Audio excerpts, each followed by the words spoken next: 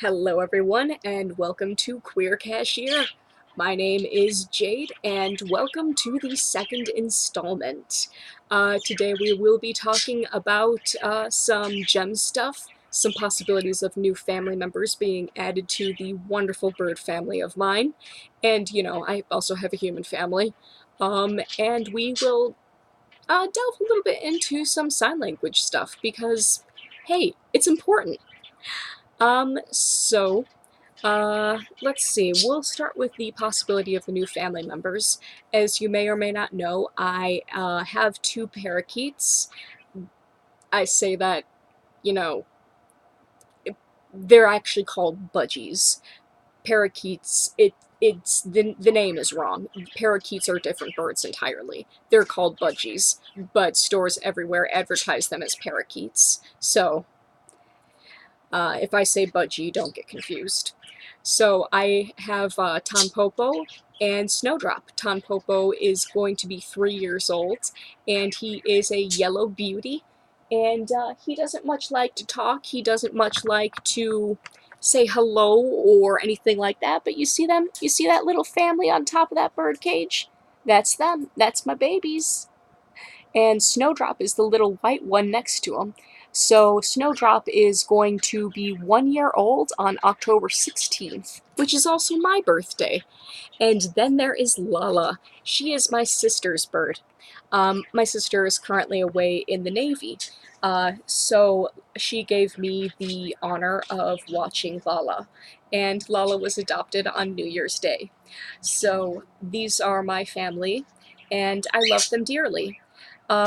They are my sunshine. They are my reason for getting out of bed. They are just, I adore them with all of my heart and soul. So there's a possibility that two new ones will be coming, and they will be little finches. This man at the store I work at, he is getting rid of finches that he's had for 3 years. They weren't sociable enough for him. I don't really know the full reason, but he's just abandoning them. And how can you possibly be so cruel? He's just gonna lock them up in a pet store somewhere, and that's it. So much for their home, their forever home. They're human that they get to come home and hear his voice, and uh, I can't, I can't allow that. So we are going to see if these finches work with our family, and hopefully they do. If so, it's going to be a new experience. I don't have any experience raising finches, so I'm going to have to do a ton of research. If you have any tips, let me know. Also, if you have any suggestions for names, leave those in the comments because that's always fun. So I'll keep you updated on that situation. I will be learning more about it tomorrow, so you will be learning more about it tomorrow. Um, let's go ahead and talk about gem stuff. So the gems that I am wearing today is hematite. This is my ring and this is my bracelet. They are both they're both hematite, and it's gem for tranquility and peace, calmness, and I believe that it has a connection to the sea as well. Um,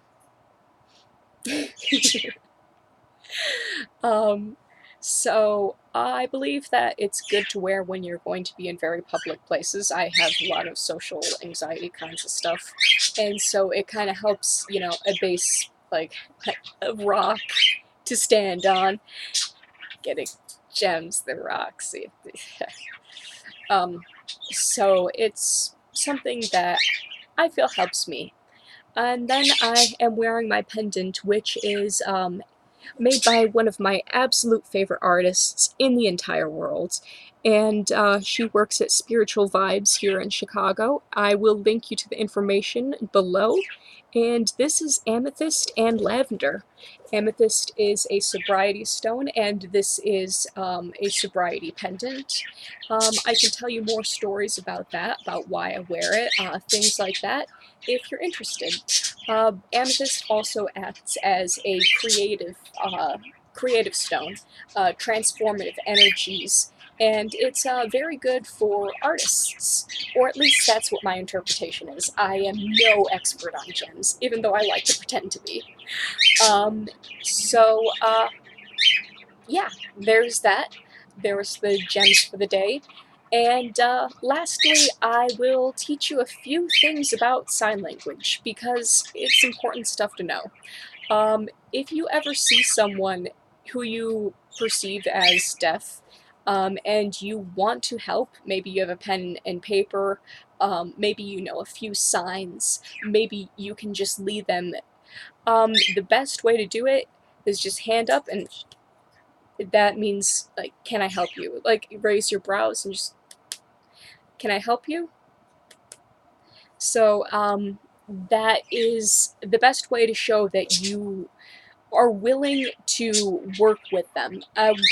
The level of signing that you know, it depends, but go ahead and lend a hand. See if you can do something, because, you know, it's scary being in a world where you don't know the language that's being spoken. I spent a year in Japan, and I, I mean, I knew a little bit of Japanese, but having people reach out to me in English and say, "Hey, can I help you?